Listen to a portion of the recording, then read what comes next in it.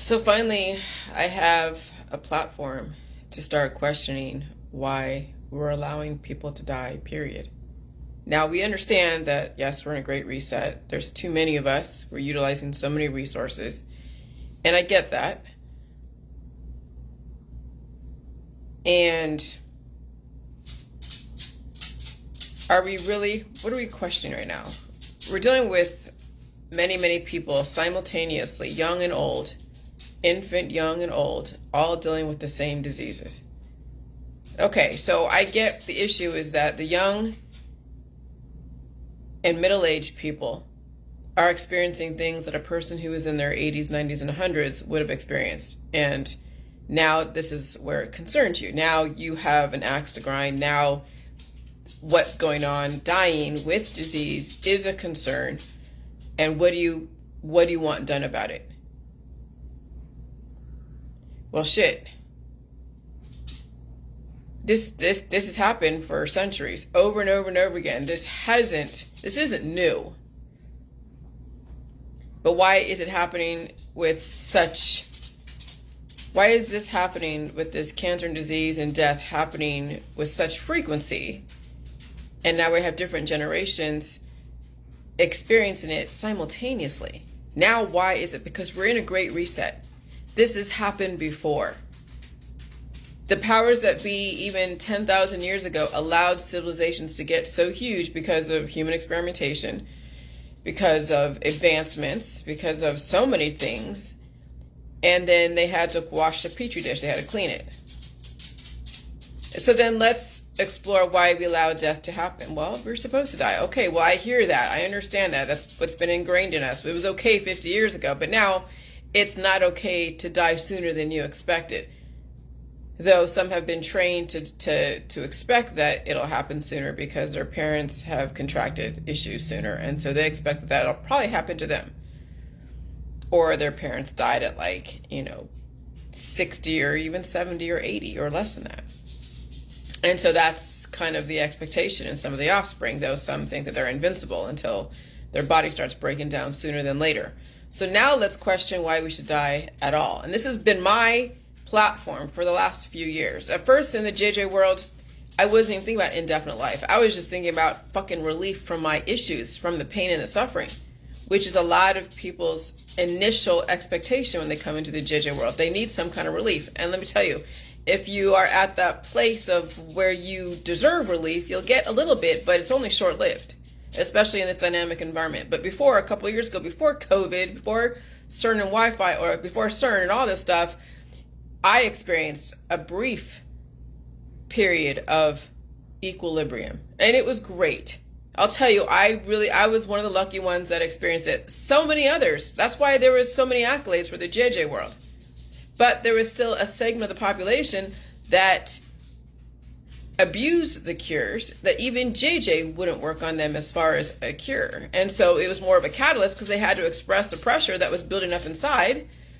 And so that pressure came out and they were upset and unhappy with it. Okay, well, I apologize that that's what you experienced. It's not that it's my fault, but you happen to be the lucky ones that were cured for a certain amount of time, and then your body needed to express that energy and it needed to release. And so the JJ released the energy and you still lived. And it probably bought you a few hundred years, no, a few years, okay?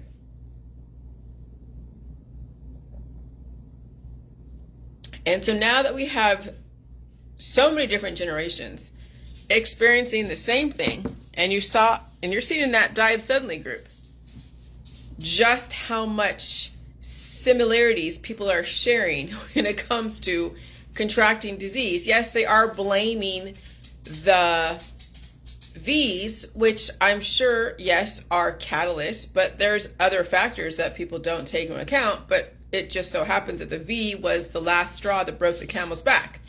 Just like the pineapple juice with that poor hospice patient way back in 2018. Okay?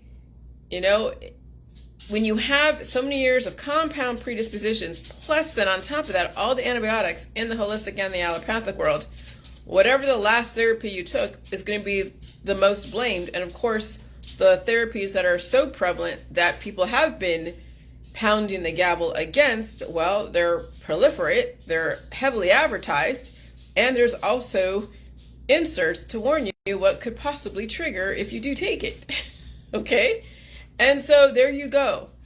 But see, that's the thing, is that now it's art. I mean, now that information, that data, that protein information is circulating within the environment.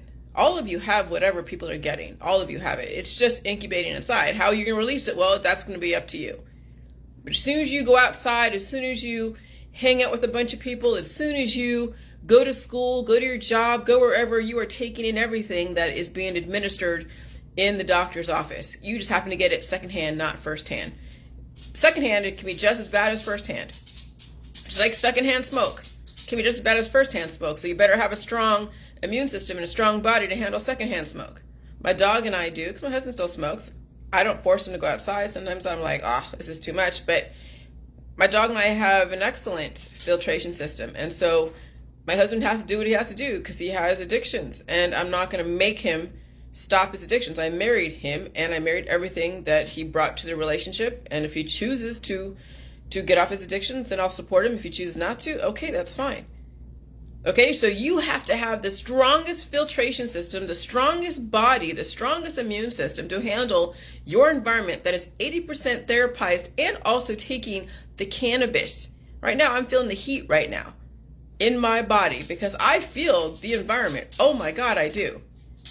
Whether it's the frequencies that are going up and down, the climate change, or the new therapies that are being administered by the newly therapized that are going, yes, I got my protection, and they're coughing into the wind or incubating all the things they took way back in last spring and summer, and now they're sick and they're coughing it all out. I'm feeling it. I went to the grocery store. I'm feeling whatever. It's not horrible. I just feel the heat. Heat rises and falls, and okay. When I had to really poop because I drank like 4 shots of espresso the other day, and I didn't poop that day, but then I drank a bunch of that coffee, I felt the heat, that the energy inside my body was working all of that stuff through my alimentary canal. Okay? And so any heat that you feel is because your body is pushing stuff out, your body's converting energy, your body's doing what it has to do, and you have to allow that heat to happen. And so, yeah, my dog feels heat, I feel heat, we're processing energy. There's no way to get out of this crazy cesspool of antibiotics that is swirling in the thick clouds that are out there. And so now you need to now question death. Now that we're in a perfect time where you have, the millennials, well, you have the silent generation, the baby boomers, Gen Xers, the Gen Ys, or millennials, okay, Zennials, millennials, and you have the Generation Y, and then you have all the other generations after that, maybe Alpha, Beta, and something else. I don't think I'm skipping generation. And so we're and our babies, generation Alpha and Beta, right? We have Alpha, and then Beta will be like 2024 to 2029 or something. And generation Alpha is experiencing cancer, disease, and chronic illness. So when you have all of the different generations experiencing cancer, disease, and chronic illness all at the same time, now you see what people are talking about. Some of you are just like oblivious, and your parents are aging, and your kids are doing okay, but your kids were born with deficits. Some of these kids were born in incubators, but that was normal to them. Okay, they had a hard pregnancy, a high risk pregnancy, so the kid was in an incubator, and now the kid's doing fine. But the kid's really at a deficit, super skinny, because it wasn't allowed. It's not a whole person, and it was stunted. Okay, but to them, that kid growing up with managing, this disease by going to the doctors and the checkups and all that, that's normal to them. But there are some people, when you do actually get out of your fucking bubble, those of you who are still oblivious to the world, when you get out of your bubble and you read some of the things that I've posted, that is just a tiny little sliver of the population as a whole, but it really represents so many different people out there. And people are dropping like flies from so many different things. And yes, people have their blamed and their reasons and all that stuff, but it's happening to every generation, getting the same diseases simultaneously at the same time, which wasn't a coincidence that my husband, myself, and Joe Biden, who was over there somewhere in Washington, and other people were experiencing some form of COVID relative to their predisposed issues at the same time. How is that? How does that happen? Okay, so yes, when you have so many therapies and plus all the therapies, regardless, allopathic or holistic, and the rise in the frequencies of the HAARP, CERN, Wi-Fi, whatever, that is going to aggravate the proteins within, that is going to then bring up whatever predisposed issues you have, and also potentially make you feverish, and then go test and see if you are positive or negative for something. And so, yeah, and so now more than ever, you really have to feed this energy. You can't try to squelch the energy that's being released. You can't. You cannot afford to squelch the body's desire to release energy, whether it's a fart or whether it's some kind of heat flush that's coming through. You have to feed it. You have to rest. You have to sleep. You have to release in a way that's not taking away substance, that's going to squelch the energy. Because when I'm encouraging energy, like trying to get my sphincter to keep going, because it can be, there's a fight. There's antibodies want to stay in my body, and then there's my body that wants to release it. And it's like a fight. So when I then help my body release stuff, I'm actually encouraging energy. I'm not squelching it. Yeah, I feel the pain. I felt the pains in my back and in my arm the other day, and when I encouraged energetic release through my own manual manipulation, because I had to. I mean, yeah, I could drink a bunch of milk and all that stuff, but I felt, I just need to do this right now without drinking a bunch of milk. I need to do this now before I drink my coffee. So I actually encouraged the energy in my body to release. I encouraged energy. I didn't squelch it. When energy comes on spontaneously, and it's not spontaneous, when energy comes on, I don't stop it. Whether it's like a heat flush because of whatever I'm experiencing from my environment, or it's, who knows, whatever, any energy that my body emits, whatever it is, I do not try to stop it with anything. I don't try to cool it off.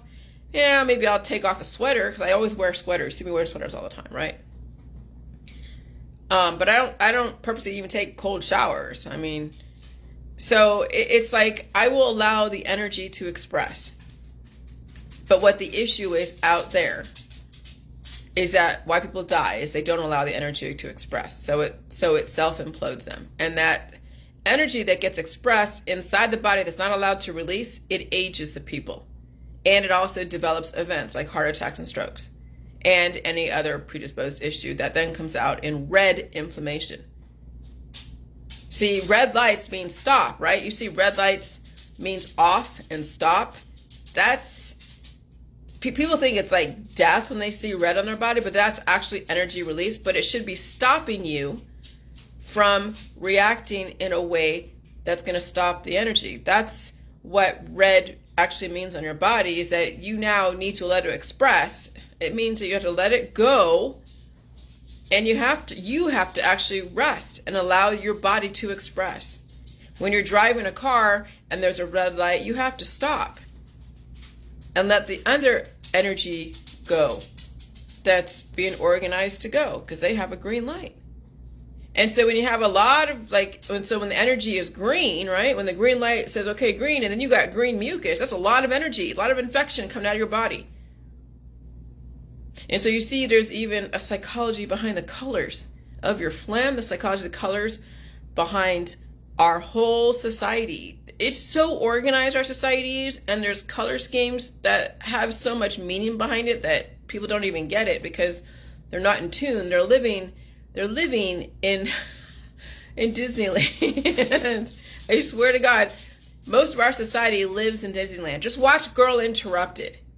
They showed the Wizard of Oz in there. They had Angelina Jolie and what's her face, Winona Ryder, talk about Disneyland, and this was based out of the 1960s in a girls' sanitarium. And I've been in a sanitarium before. It wasn't called a sanitarium during the 80s or 90s. It was called a girls' center or a shelter for young girls. But I was in the same fucking thing. I'm just like, holy shit, Girl Interrupted. I never had such a connection to this, but I wasn't as messed up as they were. Though I felt maybe a little bit of attachment to Winona's character, but not so much Angelina's or the other girls.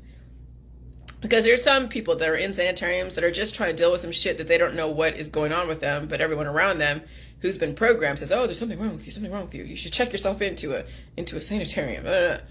But when I watched that last night, I was like, holy shit. And that was that YouTube video of the end of the world sung by someone in the 1950s. Yeah, the 1960s knew exactly what they were developing. Tavistock and the CIA, MK Ultra, they knew exactly what they were doing with everybody. Okay? And so now you're seeing the outcome of the 1960s, 1970s, 1950s, 40s, 30s, 20s. Holy shit. The Middle Ages. Oh my gosh. Let's go all the way back to AD and BCE and then, oh yes, the Pharaohs, the Rosicrucians, the Illuminati, the Freemasons. I was writing stuff today and going like, yeah, you're going to get introduced to the Freemasons, the Illuminati, the pejorative side of it. The Rosicrucians, which are made up of the Jewish mystics, Christian Gnostics, Hermetics, that encapsulates the pantheon, the allegory. And then Dante's, Inferno and Dante's poems, the Paradiso or something, Heaven and Hell, all of that. And so those are poems and allegory talking about your biology, talking about the rise and fall of a human translating into actual civilizations. That's why it's like the Great Reset, but then the Georgia Guidestone said 500 million. Now, why are they so specific versus Hammurabi's, laws that he has the 10 commandments or 262 laws, I forget how many laws he has, but the Jewish Testament has 10 commandments, and then now we have the 10 tenets of the Georgia Guidestone. It's a very specific number. I mean, it's not going to be that specific unless they're really, because you're going to have to find that's their goal is 500 million. As far as the margin of error, well, there's going to be a certain percentage based upon who knows what. But that's the goal, is to scale down population and keeping it maintained at 500 million. Well, why is that? Because they've seen for at least thousands and thousands and thousands and thousands of years, civilizations get so crazy and chaotic and so diverse and then at war with each other, and then they turn into Universe 25, behavioral sink, where it's complete cannibalization, extinction of that mice/human population. That behavioral sink that was done in the 1950s by the guy John C. or B. Calhoun, I forget the middle name, that wasn't like new. That was done before. They just wanted to go and probably prove it within their generation to give you the most up-to-date experiments that were still proven true, that when you give people everything they ever wanted and there's no boundaries and there really is no struggle for survival when you think about it, then there is complacency, lack of innovation, and then people get lost in their pleasures. They get lost in their hormones. And they cannibalize each other, because what else are you going to do? I mean, if you have nothing to strive for except for manufactured struggles, and then you have, what is it?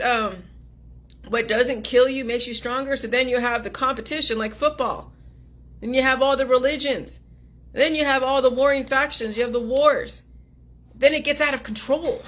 Then the petri dish gets so like chaotic and so wanting to kill each other for so many different reasons. That's when all that extinction can happen, if you don't find a way to now figure out how to control that without everyone destroying each other. But why do we let it get to this point? Because that was all we knew until now we know a little bit better, that we don't have to go to that point to get innovation out of people, that just dealing with the diseases and facing the energy within ourselves and feeding it and resting and not be so hot to trot to make so much money and take somebody else's resources, that we can actually be innovative in our own home without having to put our hands on anyone, without anyone coming in and putting our hands on us.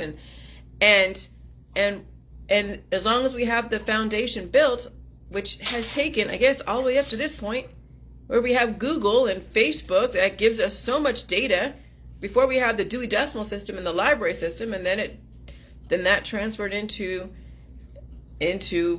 Python and computer programming, and now we have electronic encyclopedia, where we have so many different people's thought processes, Some which you'll take on and be like, okay, that's bullshit relative to your belief system, and some that you'll be like, okay, I'll take it on, but I'm not sure about it, but then realize that there is some truth to it if it's something that you're willing to deal with. So we've come a long way. Has there been computers before, electronics? You know, if there has been, it's in another realm, another galaxy, if I'm even going to take it to that point, to another part of the universe. Because we didn't know this just out of knowing this. I mean, there had to have been a model somewhere. To even bring it to this point, there had to have been a model. For me to know that you can live on it, for me to even question death and to advocate living indefinitely, there had to be a model beforehand to show me that. And that is all of you. You know, all of you guys that are living, what's keeping you alive, and then what's causing your death. And so for me to even think about indefinite life, I had to look at the world around me. Somebody was giving me information, and that was laying the groundwork for me to, and it's interesting that's coincidental that some of the groundwork that's being laid just comes at such coincidental times during other areas of the world that are evolving and changing. And so, is it a coincidence? I don't know. It's all synchronicity. There's so much more to this world than just what, you know, for one dimension. There's so many different dimensions to this world. So, you know, I just want you guys to just welcome the energy within you. And yes, your Facebook friends who are going through their issues, they're going to be shouting on Facebook. They're going to be praying on Facebook. They're going to be so pissed off at everything on Facebook. Some will stay in that loop. Others will go through their process and then evolve and express their energy in a different way until they release all those demons that are, I'm telling you, when I was doing the dishes, there was a demon in me. I won't say demon, but a child in me. When I was doing the dishes, I just was going too fast because I was tired. I just came up from a nap, okay? I had a nap for like an hour, couple hours today. And so I woke up like half asleep, but I wanted to get those dishes done, so I wasn't my full self, so I was doing stuff real quick, and I was jamming my fist inside of a cup trying to do it. I'm like, oh my God, I'm going to cut myself. I better stop it. But I know that is like the juvenile side of me, doing things really fast and not thinking, okay? And so you're going to be run by so many different things that are going to come to surface relative to where you are just waking up, literally or figuratively, or getting over a disease or a cancer or some kind of chronic illness. And so there'll be different antibodies that are programmed in such a way that are going to have you act in a specific way. Hopefully you'll get those under control, and you as the adult, the actual mature person who is maturing over time, will finally be the prominent personality, and then those other personalities that come out will be when somebody else who happens to represent the minorities in your body will bring out certain parts of you. Like your mom and dad are going to bring out some aspect of you. Your friends are going to bring out another aspect of you. Your kids are going to bring out the children in you, okay? And so you'll see how the distribution of the antibodies and how they're programmed are going to come out based upon your environment and the people you hang out with, okay? And then you got to realize that if you hang out with a bunch of people who are immature all the time, who are juvenile, you'll end up dumbing down your mature selves and you'll assimilate. Okay, that's what I'm saying. Be careful who you hang out with. Be careful what you entertain as far as reading things, because you'll end up assimilating to them. Really be the one to find the mature information so you keep increasing your intellect. You keep facing the energy. You keep increasing your knowledge. Because if you don't, everything that you read and who you hang out with, and if they're on a death trajectory and all that stuff, or what you're reading is all about looping, you'll be right back where you were before, square one. All right? So you actively have to keep yourself alive and face the energy that's within you. You actively have to mature yourself and program yourself, or else the system and the environment will program you, and you won't even know it until you feel so much energy that you can't handle it. All right, have a good day. Bye.